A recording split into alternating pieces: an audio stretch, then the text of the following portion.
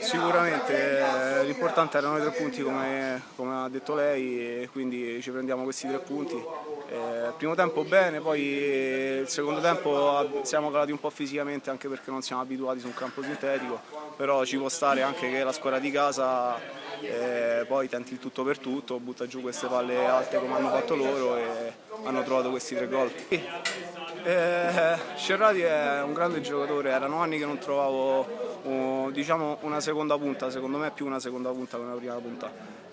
Gioca per la squadra, corre, lotta, mi ci trovo molto bene, sì.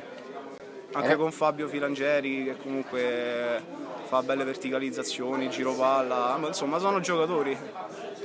Io diciamo che sono 4 anni che sto a Pescia, quindi dalla seconda categoria trovarmi dopo 4 anni in promozione è un motivo d'orgoglio, è una soddisfazione.